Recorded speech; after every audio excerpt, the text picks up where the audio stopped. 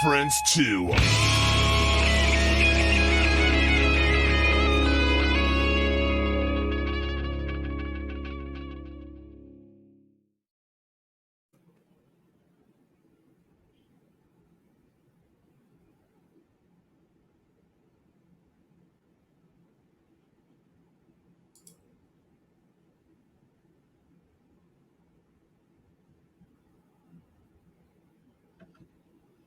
I like this. Yeah, I just had a little flare. The countdown shorter, the smoke. Yeah. Like we do ending. You're like, it's a surprise every fucking week. You want to Gavin in, and we'll get. Yeah. Hey, how are you guys? Good. How are you? Man, I'm great. Excited. So, want to kind of introduce ourselves a little bit. I'm Randy, and I am in Oklahoma City. Awesome. And I'm John, and I'm in Topeka, Kansas. Okay, gotcha. I'm Gavin. I'm from Virginia. Right. Are you in Virginia now, Gavin? Yeah, I'm in Virginia right now. Right on. Yeah, right outside of D.C., Northern Virginia. All right. Sure. Gavin, I very recently was digging into your history. Okay. In preparation. That sounds a little scary. No. Hopefully not my search history. I had so much fun going through stuff last night and seeing all the stuff that you guys have already done and accomplished. Yeah. So I'm going to start off asking, maybe it's a two-part question. Like, how old were you when you started playing and performing? 3 years ago. Just 3 years ago, you just started? Maybe 4 years ago. Lord. Wow. This interview's over. I hate myself. I know. I mean, I've been around the music industry my whole life. Right, absolutely. I'm very aware of that. As far as actually taking it seriously, it was my senior year of high school, or the end of it. So I graduated around 2020. That was my class. So that's when COVID hit, was the last half of my senior year. And right around there is when I really kind of thought, like, you know what? Everybody, we all have a year off. Let's just that's when I took it seriously. So, I mean, that was right about 4 years ago. Dude, that's freaking crazy. I can't believe that. Yeah. So how your bandmates, how did you guys all get together and form the Gavin Evick band and get started then? Yeah, so my rhythm guitar player, Logan, who I'm seeing, we got our Warren Star picture right there in the background. That's cool.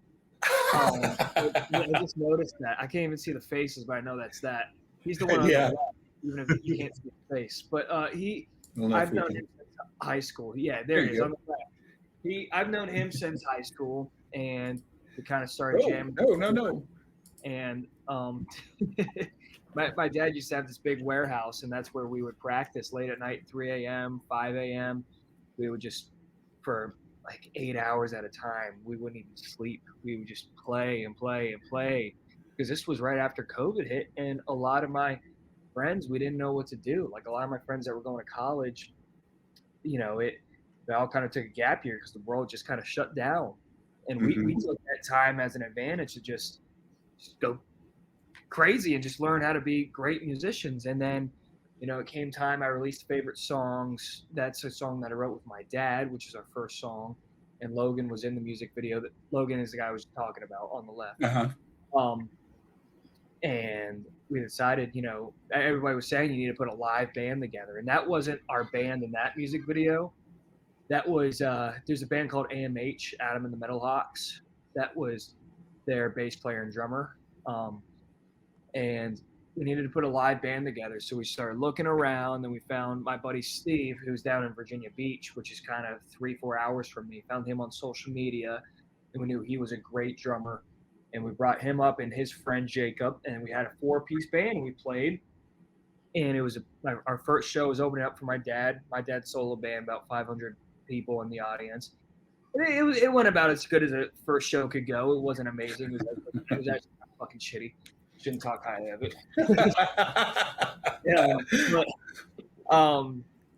And then we decided, it just kind of started amping up from there. Then I've known for a few years my lead guitar player, whose name is also Gavin Hades.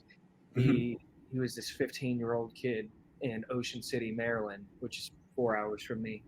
And, I was against having an age gap. I was probably 20 at the time, and he was 15, almost 16.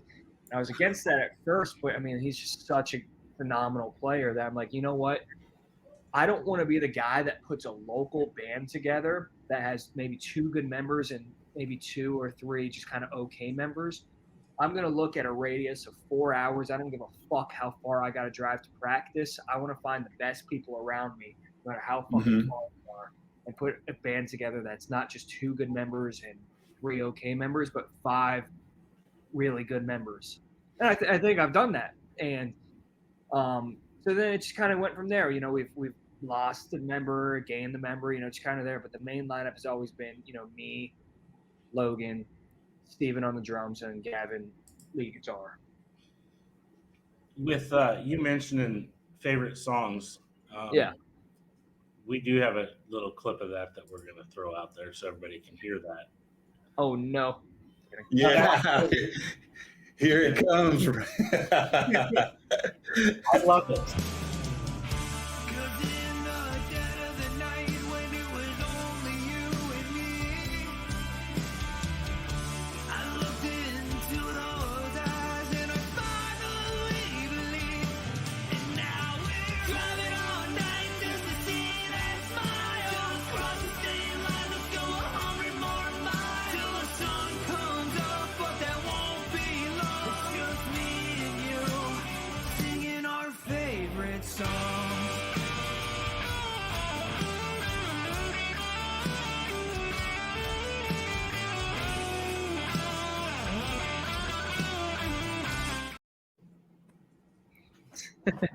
That's the song I ever released. And it's funny, when I was recording that song is when I was learning how to sing too. So it's like that song took months to make, because I was becoming such a better singer while making it. Like my vocal lessons would be in the studio, and every time we would come back and I would re-sing it, and they were like, okay, this is good enough. And then I get better the next week, and it was just a new take every single time. And it was just, as much as, sometimes it's hard because I've become such a way better singer since I released that sometimes it's hard for me to listen. Like, oh, I wish I sang that differently. But memories of making that song, that song is where I learned how to sing and do those high notes. So with that, coming out of that, the question I want to ask you are, what are some of your actual favorite songs? What's funny is a lot of people tell me that favorite songs is their favorite song. And I say that defeats the whole fucking purpose. It's about singing your favorite songs with a girl in the middle of the night, driving around in a car or a truck.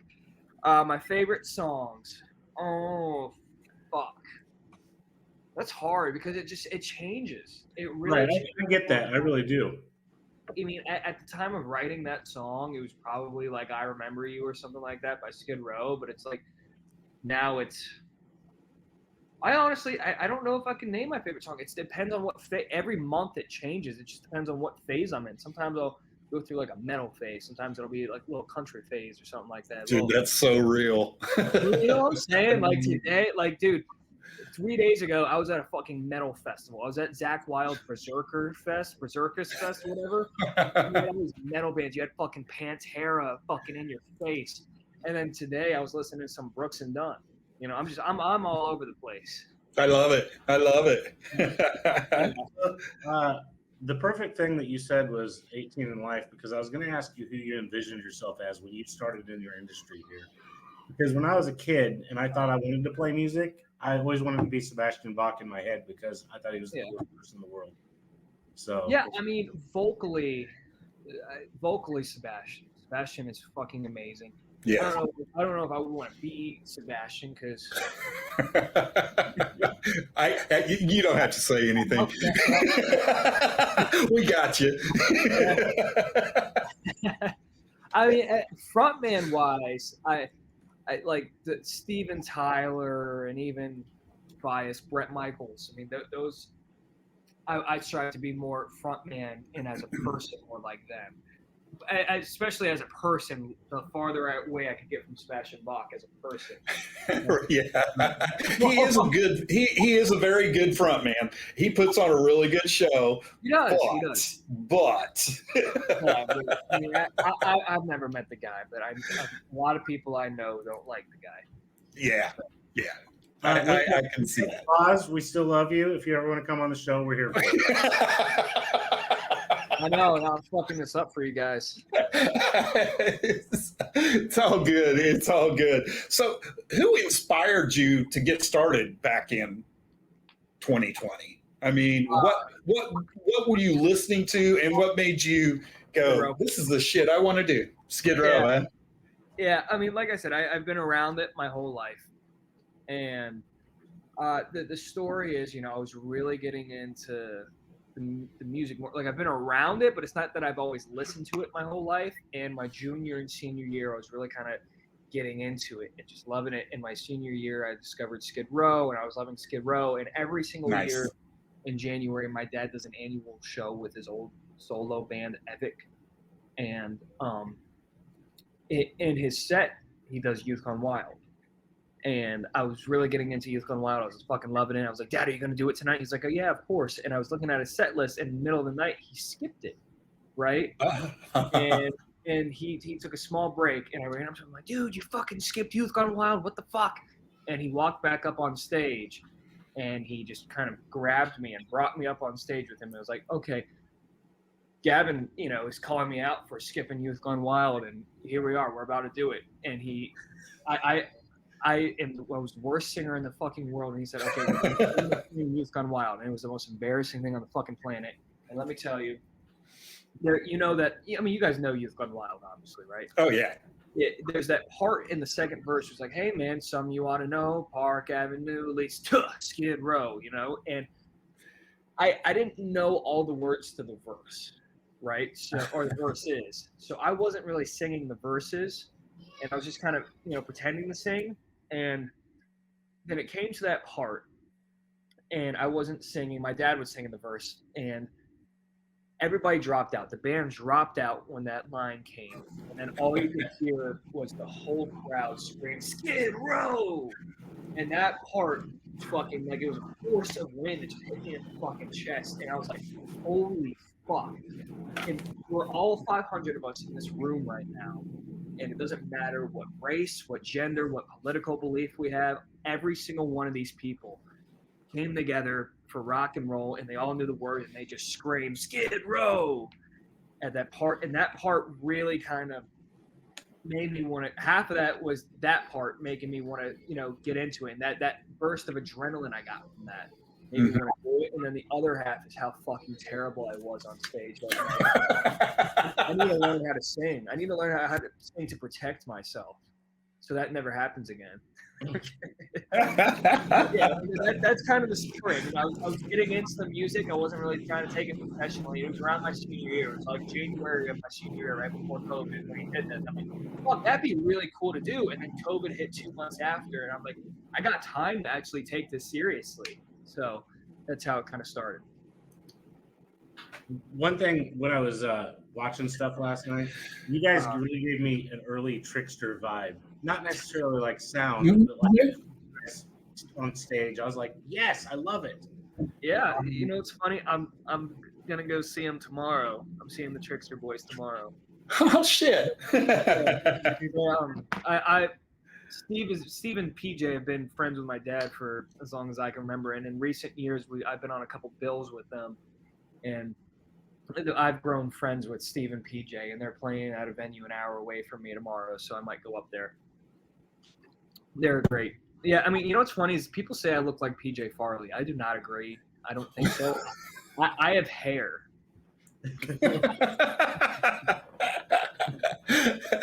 I'm joking. but yeah. I mean, Trickster. You know, any of those hair bands were definitely an influence. You know, I would say now, when I wrote favorite songs, it was all about the hair metal. And I was listening to a little bit of country, you know, around then, but it wasn't really a lot of modern rock. So it's like these past two songs were very, I don't want to say in your face hair metal, but you could kind of tell that, you know, they had the hair metal influences. But I've widened my horizons, you know, since then. And it's like every song will be consistent and still have my feel. But all these new songs that we're working on, you could tell that the inspiration is 80s rock, but I feel like that's where a lot of these 80s rock new bands fail, is that they'll just be straight up rip off hair metal, Pretty Boy Floyd. Yeah. Too in your face, terribly mixed, you know, Pretty Boy Floyd. And it's like our songs need to be modern. You know, you could tell the influences, just like, you know, this might be a terrible example, but Nickelback, you know, obviously. Mm-hmm. You actually look and, you know, and listen to, you know, interviews with them, they love the 80s hair metal shit. They love all of that, but that's not out. You know, it's like you could tell the influence when you really realize or listen to it. You know, all those songs lyrically, all of them are hair metal songs. All of them talk about hot chicks, hanging out, partying, and all that. But, you know, they have a little bit of a 2000s sound, so you could tell. You know, especially with my music, I want to be able to everybody to tell what my influences are while still creating kind of a new modern rock sound. Very cool. That being said, who are you listening to now that's like on Octane or do you listen to Octane? Well, it's funny. I would say, you know, I always will can 100% throw on any of that 80s rock shit. You know, that is still my number one favorite. All that, the Warrants, your Skid Rows, your Bon Jovis, all that. But I'm really, see, this is where I might get some hate right here. I'm really enjoying some Nickelback lately. Dude, there's nothing wrong with Nickelback. Thank God. There is not. I even watched the documentary. It was a great documentary. It was. It's very good. God, I always got to speak carefully. Like whenever you bring up Taylor Swift, it divides the room. Yeah. But Nickelback's great. Some Shine Down. You know, I'm making some Shine Down. I might go up to see Hailstorm this weekend. But like I said, all the 80s shit is still number one for me, but I'm really kind of getting into enjoying everything else. I was really so narrow-minded with it, but in the past year, I've really kind of widened. I'm still not a grunge guy. I won't listen to grunge, but I like kind of a little bit of post-grunge. Like I like Bush. I don't know if you consider Bush grunge, but I like me some Bush. I don't know if you consider them into that era, to be honest. I know they were right after, I believe. You're right in that. They're right at the end of the mix. Yeah, I don't know if you call them post-grunge. I don't know what you would call them. I don't know. I was named after him. I was named after Gavin Rosdale. There you go. Like, why couldn't you name me after somebody cool like fucking Janie Wayne? I know it, right? Eddie Van Halen Evick. Why not name me that? I got you guys have opened for like everybody already, and I was going through and seeing all the different bands. I was gonna write down a couple key things, and then my list just grew and grew. And I was like, okay, who haven't you played with that you'd like to? Is a better question than what I was going to ask before the list. Nickelback. There you go. See, solid. I mean, it's like we open for all these cool '80s bands and stuff, but a lot of them are just kind of. I don't want to like insult them by saying nostalgia acts, but a lot of them are nostalgia acts versus, Nickelback. Yeah, they're 20-ish years old, but they still bring in a lot of new young fans, like a lot, and they're modern enough to, the job as an opening band is to do the best you can to take the headlining band's audience and make them enjoy you. I feel like, not a whole lot of. I'm not trying to attack. I don't know how old you guys are, your generation, but a lot of the people in that generation that listen to all the '80s rock stuff aren't really looking for new music. They don't really care. They're not gonna go like, oh hey, that band was cool. Let me go listen to them on Apple Music. Some do, maybe a good like 20%. A lot of them are just going to see their headliner. Nickelback is still modern enough that a lot of fans, if they saw a cool band, I feel like they would follow them. Because they live in that social media age too. I feel like a lot of these older bands, like your Poisons, your Bon Jovis, and Skid Rows, don't necessarily need social media. Versus a lot of the bands that are on tour with Nickelback are still very, social media and young people fans. If that makes sense, I feel like what I'm saying is I feel like I would benefit more from opening for a band like Nickelback or even a newer one like Hailstorm or Shinedown. Is what I'm saying. Right on. Totally makes sense. I do want to make note that I did see that you were on a bill at one point with the Ratchet Dolls. Yes, and they couldn't make it. So I was going to say those are friends of mine, so I was just going to say I thought that was pretty cool that you played with them, but apparently you didn't. It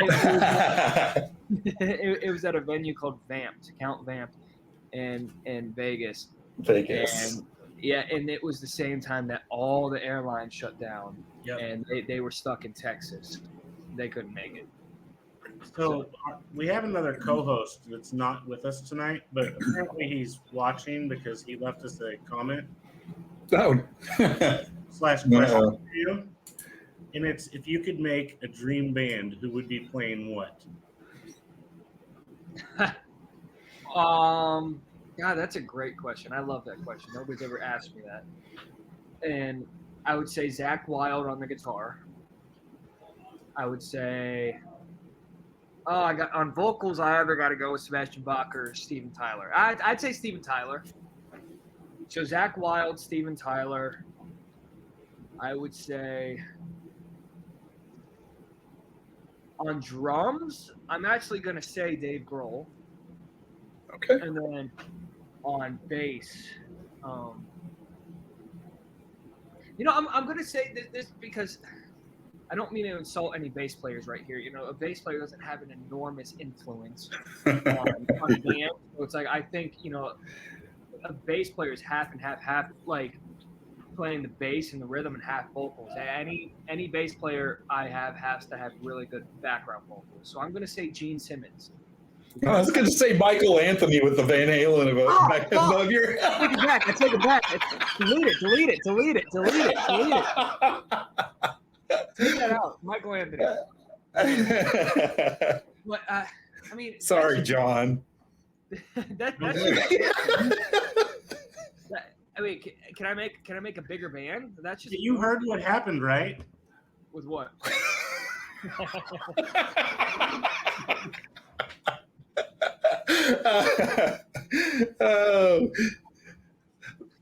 Yeah, let's do two guitar players and okay. Who's playing tambourine? What's that? Yeah. Oh, hell yeah. Hell yeah. Love it. Like fucking 6 people. Let's make this a keyboard player. Fucking.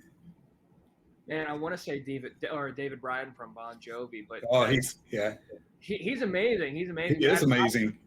I would probably have to go with like an unknown kind of Nashville keyboard player because it's a completely different world, man. I don't know if you guys like just kind of keep up with like just the Nashville shit and what's going on with like country bands. I mean, it's like a rock and roll keyboard player sticks with his 5 tones, you know, like the synth, the heavy synth, the light synth, this string, Yeah. that, you know, like these Nashville musicians, man, these Nashville keyboard players, like they have like 100 different presets and they just fucking everything just fills the sound. So I'd probably go with an obscure keyboard player. But other than that, fucking, I got the best band ever. You got Steven Tyler, you got Michael Anthony, Zach Wilde, Dave Grohl, and Richie Sambora.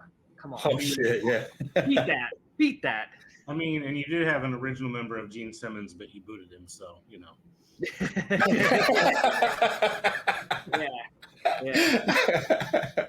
Yeah. I think that's a great lineup, though. Hell yeah. I would like to see Richie Sambora and Zach Wilde on stage together and just see what that would. How would this be? You know, who's playing the solos in that, dude? I don't think Richie has got the ego for that. Or I don't think he. I think he would step back. He would just like just you. Yeah. Zach's my favorite of all time, man. I argue with everybody. He's wicked. He's wicked. My dad's like, "Fuck you, Eddie Van Halen," or like this friend's like, "Oh, fuck you, Randy Rhoads." Listen. I'm not arguing who is the best guitar player of all time. I'm arguing who my favorite is. Yeah. My favorite is Zach Wilde. My favorite guitar work out of any album ever is "No More Tears." The album. Yes. Not just the song, but the album. Yes. And it's like, I'm not saying that's my favorite album of all time, just as far as guitar work goes, at the producing of that album, just everything, fucking great. I could go on for an hour talking about Zach Wilde. I would also like to mention that No More Tears came out in 1991 yesterday. Really? Huh? How about that? That was before my time. How the hell did you just pull that out like that? That was good, John. That's what I do.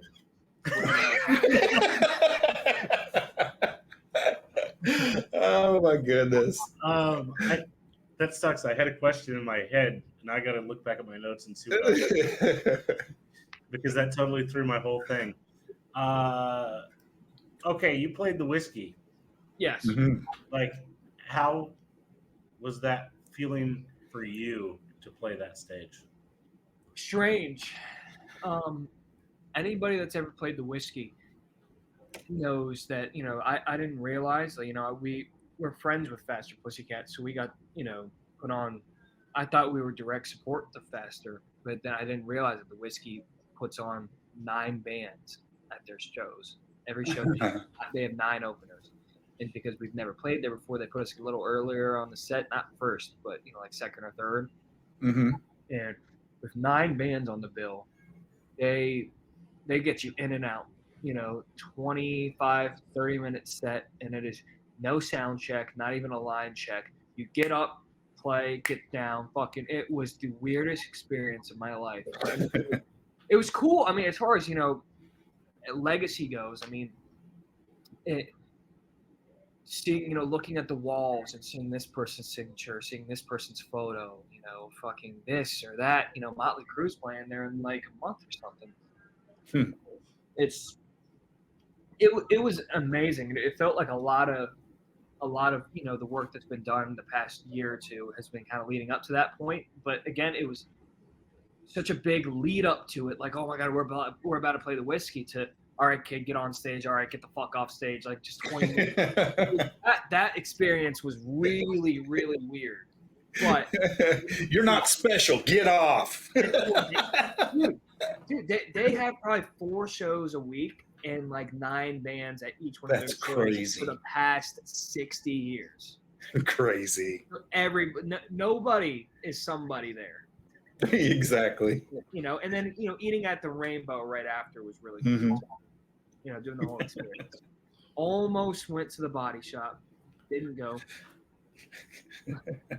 I do want to make sure that we play your new song while we have you on with us too. Okay.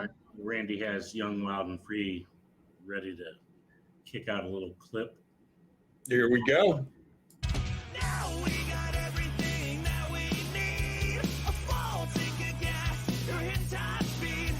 We're running every red light, stop sign tonight. Forget about your problems, leave them all behind. 'Cause on these summer nights, we're living for a good time. Driving black on black with your friends and mine. There's nowhere else we'd rather be. We're young, wild, and free. We bring rock and roll everywhere we go. We play it loud on the radio. There's nowhere else we'd rather be. We're young, wild, and free. Hell yeah. When's the last time you saw a bunch of hot young blonde chicks in a rock and roll video? Poison. Bring Poison. it back. I'm trying to do it. Trying to do But the it. cat dragged in. And also, I'll make mention that I love the shirt you're wearing in that video too. It was a Kiss shirt, right? Crazy Nights. Is that what I Yes. was wearing? Yeah. I still have that. It's upstairs. That's See, my Randy? dad's real one. Randy, that was going to be my reference for tonight, but we already covered it, so I didn't have to worry about it. I always gets brought up in our show some way, somehow. And I was like, oh, your video is perfect. I love it. Well, we do have this. I'm guessing you I guys mean, we have two. are big Kiss fans, aren't you? I John is, yes. much. I went up to Madison Square Garden last year to go see him at their The final shows. Yeah. Wow. I saw that on your page thing. Yeah, man. You know what was crazy is, I'm going to sound a little entitled here, but usually I am able to score some guest list tickets, and Yeah. at those final two shows at Madison Square Garden, 0 guest list for anybody, not even friends and family, nobody. And it's funny is the day before that they played Baltimore, and I'm in Virginia, so Baltimore is only like 2 hours from me, and I had free tickets to go to that show. But I didn't go. I'm like, fuck that. I don't care if I have to buy a ticket. I'm going up to Madison Square Garden, which is only 4 hours from me. And I did it, and we didn't buy tickets until we were getting close. This is a life hack right here. Nosebleeds, like up at the top of the arena, were $300. Mm-hmm. We got closer and closer. We're waiting for tickets to open up. Trying to get like lower bowl for probably less than 200, hoping. And we, at the perfect time, looked at our phone at Ticketmaster, and we had perfect right in the center of the floor, like dead in the middle, like few rows, right in between the stage and the sound mixer, right there for $100 a ticket. What? Shit. At the Madison Square Garden show, at the fucking show, literally right in the middle. Like I can't explain it. It was a perfect seat, not too close where you have to look around, but not too far back. It was fucking right in the middle of the floor. $100 each. That's Yeah, Winning. I know, right? Fucking crazy. one of the most important things that we can do for you while we have you on is you put out, tell us where is the best place to find all things for your band and your music. Yeah, I mean, kind of just me on social media. I got my, page, just Gavin Evick, which has, more, stuff going on that. Then we have the band page, which is, Gavin Evick Band and all that. And Instagram, Facebook, I post more on Facebook than I do on Instagram, just, updates and stuff. I kind of save Instagram as like cool posts, and my stories I'll do updates, but like Facebook, I'll have like updates on shows. Yeah, just kind of on socials. And we have a merch store, which I see right at the bottom, right down there. Yeah, I kind of want to show that off here real quick. So just a second here. All right. There we go. Oh, I didn't even know that candle was still up there. The candle was not available.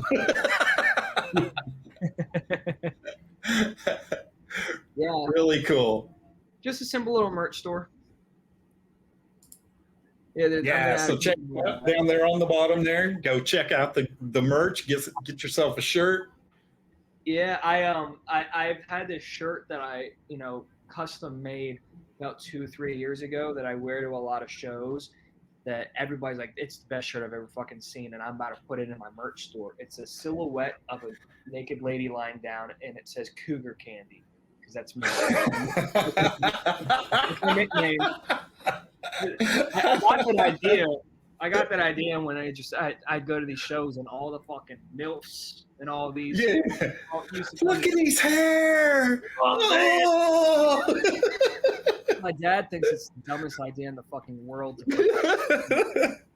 He's like, why would any adult dude want to wear a shirt that says Cougar Candy and it has your name on it? Why would they want to wear that saying that some other dude gets fucking old pussy? I mean, make my cool shirt. Everybody likes it. It's fair. Yeah. Speaking of your dad, and I know you've played a couple party draws with them. How is it now, as opposed to like when he pulled you up on stage? Now you kind of sort of share the stage. Yeah. So I haven't played. I've played with Brett, but I haven't played a party draw with him. Okay. Well, it depends. He does this thing called the Fall Party Gras, but the real Party Gras is the Live Nation tour. But shows that are not in the summer, do like, oh, Fall Party Gras or something like that. But in fact, I have one coming up in a month. It's that same venue I played, the Ion Arena. It's a new arena in Northern Virginia that's really, really cool. It's cool. It's kind of a full circle thing, especially for my dad. Not growing up, but I mean, that when I was talking about that story with you, that was at like a small club, bar-ish stage with a few hundred people there.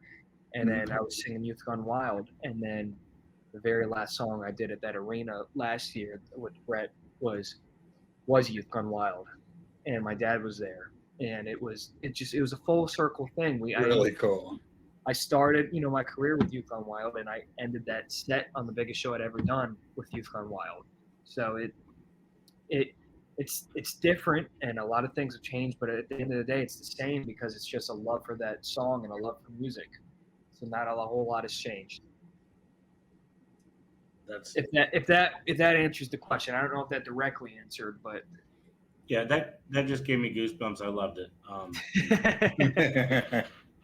Like for real, like it just that seems like such a heartfelt thing, just the way that you told the story. And yeah, I feel like that might have been the biggest show you've ever played to this point, but I don't feel like that's the end all be all of biggest shows that you're gonna play.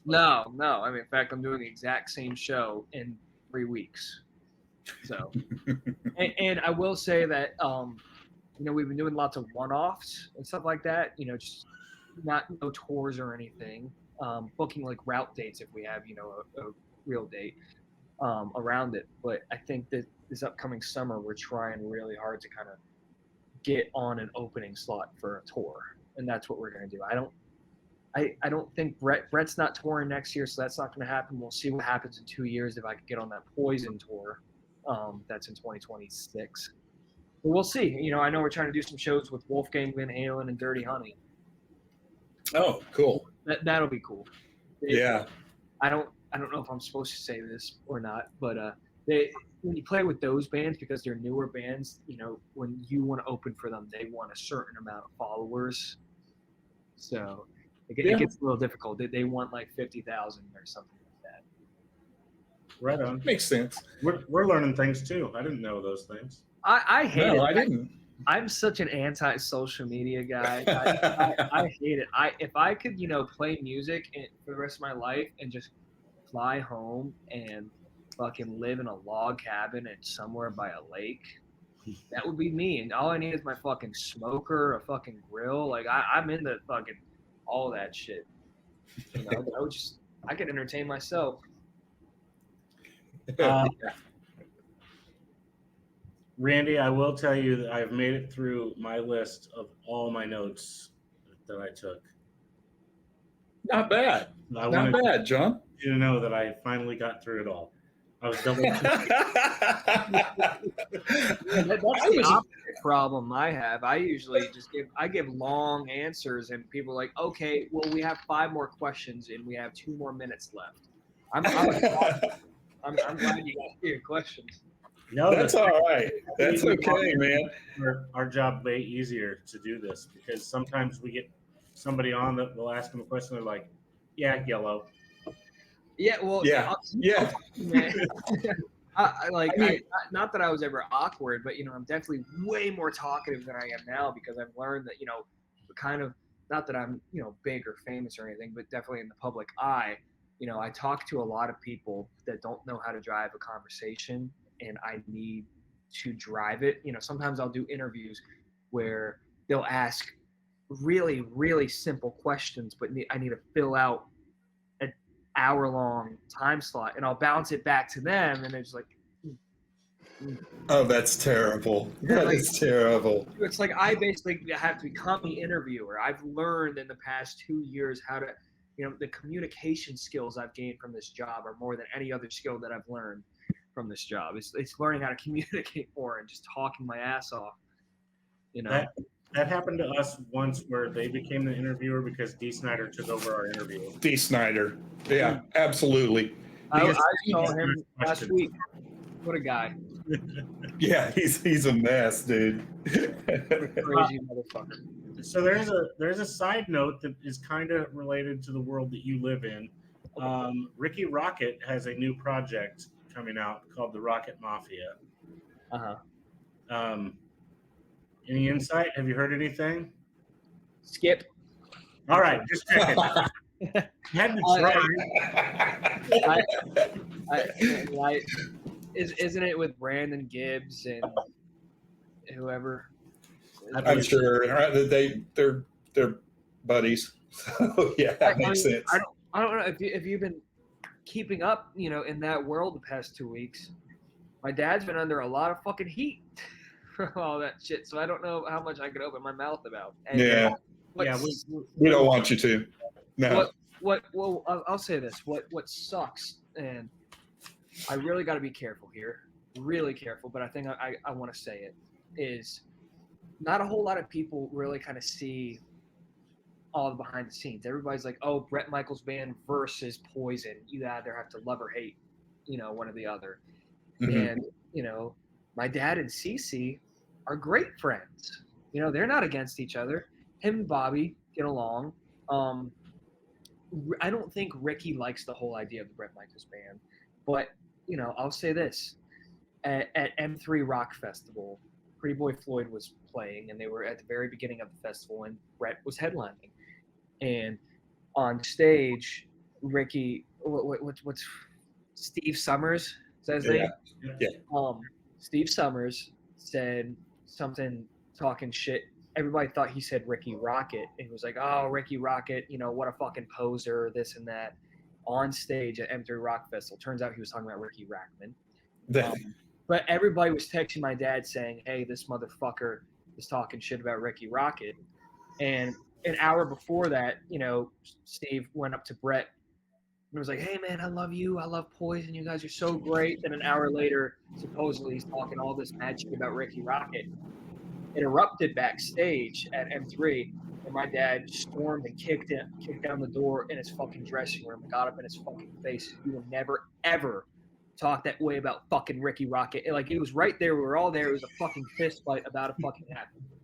So I swear to God, you could ask other people that were there. Chad from Faster Pussycat watched it.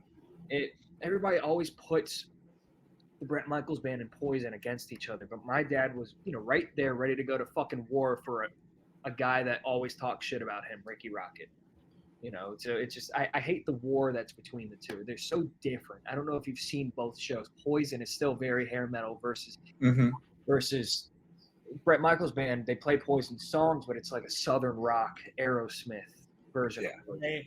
I have had the pleasure of seeing both. I actually kind of sort of met your dad at a show. Okay. Awesome. I was there with our local radio station, so we were going in early, and they were in there trying to have dinner, and we were trying to go get our stuff set up for the radio station. He's like, "Oh, what are you guys doing?" Like, "You guys came in here," and we're like, "Oh, it's the radio station." Like, yeah. I kind of sort of met him briefly. Right. Maybe not the best circumstances because he thought we were just barging in. Oh, really? I mean, But he was super cool with us and very chill once we explained, we're just a radio station setting stuff up. That's all. but did you guys enjoy the show though? A lot of people can't get past it. Like, oh, it's you guys are playing Poison songs and it has to sound exactly like Poison. That's not what it is. It is how Brett wants those songs to sound. It's almost like, dare I bring up Taylor Swift, but she has her albums and she has Taylor's version. These songs are very much, Brett was an Aerosmith fan and a Skinner fan. Not that these are very Southern rock, but they're heavier. They got two guitars. They're thicker. It's a different experience. But a lot of people, it's not CeCe DeVille on fucking cocaine playing this crazy solo. CeCe. Yeah. There is a fun drinking game that my buddy and I used to play after a Poison show. Like the next time we saw them, we're like, every time Brett says CeCe on stage, like when he calls him out for a solo, like you drink. Because on their actual albums, I believe there's 2 songs that he actually does it. When he's on stage, he does it like every single song. He always says, talk dirty to me. He says, CeCe, pick up that guitar and talk to me. And then it's fuck. Let me get this. Give me 5 seconds. It's like, hit it, CeCe. It's that. Yeah, there you go. What song is it in though? Hit it, CeCe. Fuck. Talk dirty. No. That's CeCe, pick up that guitar and talk to me. Yeah. There's another song where he says, hit it, CeCe. It might be the cover where they do Rock and Roll All Night. I forget. Oh, he does do it on that. Or he says, I think he says rocket or something like that. I don't know. Rocket. Yeah. Oh, hell yeah. I think he just has to remind CeCe his solos coming up. But maybe that's what it is. He mixes them up sometimes. He'll call my dad CeCe and he'll call CeCe Petey sometimes. He just says, like, Petey, pick up that guitar, because it rolls off the tongue. Like, CeCe, pick up that, Petey, pick up that guitar. Yeah. I did that once. Me and my dad did Talk Dirty to me at an acoustic show, and I was singing. And I said, Dad, pick up that guitar and talk to me. And he stopped the fucking song. He was like, that was the stupidest thing I've ever heard you say.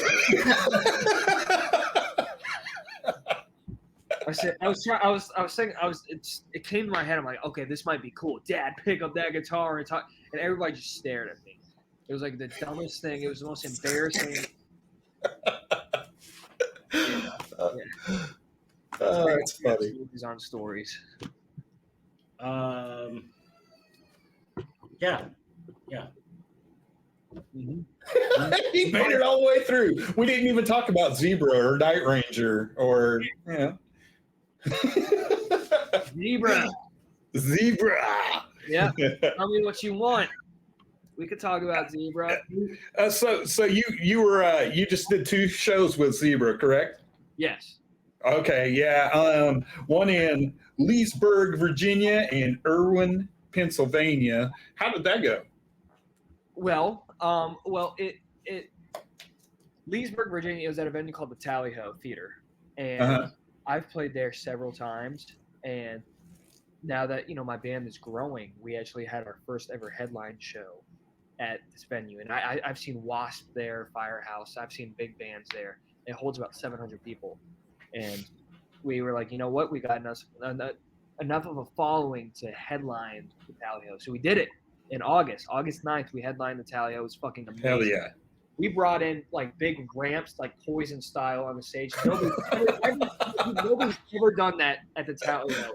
And we got there, and just the local sound guys and crew, they're just like, they had a drum riser set up there, and we're like, hey, can you tear this down? Can you tear down your drum riser? And can we bring in one? Like, they're all, respectfully, I love them, just old curmudgeons, just like they're just tired. But we brought in fucking extra lights, big stage risers, ramps, fucking CO2 cannons, everything. it's kind of club level stage. And I even animated a bunch of video wall backgrounds because they have video walls there. And for every single song, we had a different video going in the background. Like, you go see a big show and you got like each song has like a big show and like, animated backgrounds and stuff. Like so that's my other thing is I'm a fucking nerd when it comes to video editing. So I spent a month just animating our own video walls and all that. So we had the high of that show, and then Zebra called us the day after because they were playing. They're like, "Hey, you want to do this build? You guys want to open for us at this show?" And I was never really a massive Zebra fan, not in a negative way, but I just didn't know a whole lot of songs. I was like, "Okay, we'll do it." And it was just a fun show. They were super nice guys, and we went up to Pennsylvania too, and that was a fun show as well. They're super nice guys. I don't have a lot to really kind of say about them, and certainly nothing negative. They were just really nice guys and very, very musically talented, especially the singer guitar player. He's fucking great. I'm trying to show you. This was the stage we set up at the fucking. Hell yes! Yeah. Come on, look at that. Awesome. That's good. That's great. Yeah. Yeah. Sorry. And I'm staring off, but it's like for every single song, and like we did like a Def Leppard song, and I had this animated in the background, and it's like, hey, let's see if it pops up. It's too bright, but my logo's right there. Give me 1 sec, I'll show you. We did a Metallica song off of Ride the Lightning. We did For Whom the Bell Tolls, and I animated the fuck out of this. Oh shit! Yeah. Look at that. Yeah, so we just had that going. What I wanted to do is I wanted to put a big arena show into a club, and that's what I did. It was just awesome. It was so cool. So with when you do those type of shows and you do some covers into your set, you have a favorite song? See, I can't say it that way because that references back. And I'm trying not to do that. Like, covers that you prefer to play. My favorites are Look What the Cat Dragged In, Youth Gone Wild, Shout at the Devil, and Still the Night. I love doing Still the Night. In fact, if I'm going full circle back to that arena show that I was talking about that we did last year, nobody ever covers Still the Night because it's one of the hardest songs to do because there's so much going on. And everybody, including my dad, said, don't fucking do Still the Night. It's hard, and I'm not doubting that you guys could do it or not, but it's a big arena show. It's your first arena show. Do something easy, And so I said, fuck that, and I opened with it. and I don't want to sound cocky right now, but everybody just was blown away by it, and all the videos of high notes that was going on in it, and they're like, I still have texts to this day from people saying like, you guys are crazy enough to do fucking Still the Night, let alone open with it. You never open with your hardest song. That's fucking wrong. You have a song that you warm up to, and it was just the arena erupted, man, because it's like half of them were, it was a hometown show, so half of them knew who I was, and half of them who didn't know who, you don't know an opening band and you hear, them do like one of your favorite songs like Still the Night, you run to your seat. If you're seeing an opening band and you don't really give a shit about their, original music, but they play fucking like a Kiss song or something like that, you're like, oh shit, let me listen, let me see how they do. So it's like the whole arena just fucking erupted when we did Still the Night. So Still the Night is always my favorites. I can see how that could happen because I'd be shit. It would have me. Another one I had always dreamed about doing in an arena was Shout at the Devil. So we did Shout at the Devil too. We did 3 covers and a few originals. It was a short set. It was only like 30 minutes. And I wanted to do Shout at the Devil because that song has such massive crowd engagement. Like shout. And I just wanted to get all of everybody's hands in the air, just and hear and feel the arena energy. You hear from musicians all the time how much different the energy is in an arena versus like a club, and it just everything just was amplified, and it just when everybody was screaming, shout, putting their fists up, it was a sea of people. It was great. That's why I love doing those songs. You know. I think I did see a live version that you guys had recorded out there of "Shout at the Devil." And I think it was at the Tally Ho Oh, really? that I watched that video from. Oh, okay. One of the songs was definitely from there because it says Tally Ho like right down the middle. Yeah. Yeah. I was like, so I think that's the one I saw. Yeah, that may have been. When's the last time I posted Shout at the? That might have been our second ever show, like over a year ago. And I think if that's the video I'm thinking of. I was scrolling back into history a while last night. Yeah, was I don't know if you remember. Was I wearing like a Steel Panther shirt that said "Death to All But Metal"? I don't know what you. It was like black with yellow on it. That I only made reference to the Kiss shirt in the video. Just oh, gotcha. like, that was the only reason I had to make sure. Right on. Did lots of digging. Did your homework, dude. I had it was funny. A lot of people do their research and have questions prepared, but I did this one guy like a month ago who had no idea who I was or my dad or anything. He seemed like he didn't want to be here. He was just asking questions. I'm like, oh my gosh, dude. I mean, he was a nice guy, but it's always nice when somebody kind of knows who they're talking to. If that makes sense. Actually form a conversation. I got so pumped up last night after I listened to your music, and I just kept. Yeah. And then there was one that actually it was your dad's band, and I started watching. I was like, "What is this? Like, what's happening?" But I thought it was like you were doing some spoof thing, and then I realized it changed names at the bottom. I was like, "Oh man!" So you're talking about my best days.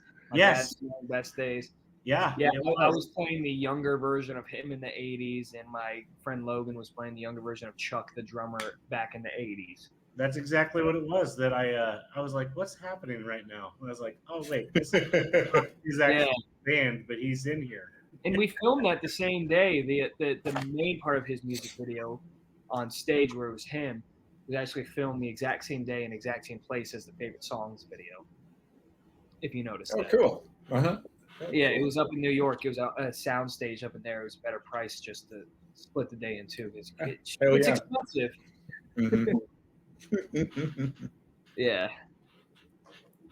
Well, Gavin, do you have anything else out there that you want the world to know about before we wrap things up tonight? I mean, now I've just got some really cool shows coming up. It's fun. The new song we're putting out is. It's almost done, and you guys should expect that within the next 2 months. And I'm really excited for that song because it's heavier. It's not like a metal song, but it's definitely an adrenaline pumping song. I can't wait for everybody to hear. We got our ballad out, we got our summer fun song, and now we got our adrenaline song. And it's gonna be. I can't wait for everybody to hear it. It's called Red Line, so it'll be super fun. Right on. Yeah. So, I mean, that's about it, man. Just some cool shows coming up and, some new music out on the way. I'm excited. I'm going to be following your stuff for sure for the foreseeable future. Like, I'll be anticipating, hoping to catch you out on the road at some point. Of course. Where you got? So you're Oklahoma City. Oklahoma City and Topeka. And what state is that in Topeka? Kansas. Okay. Well, you guys are both close to each other, right? Like that's. Well, we're about 4 hours away. I was thinking about 4 hours because Oklahoma. Yeah. Yeah. Okay. Never mind. Like, where is that? Is that considered the Midwest or is that South? Yeah, it's Midwest. I would say that's Midwest. Okay. Cool. I'm hoping to get out there sometime. We've been up and down the East Coast, and then we went over to the West. We haven't done a whole lot of Midwest yet. Yeah, bring it down the middle. Yep. Trying to.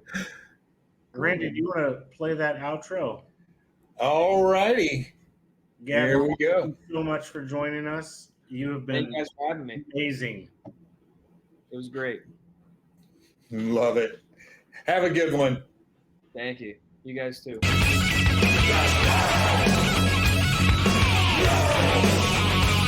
Just Ugly Friends 2.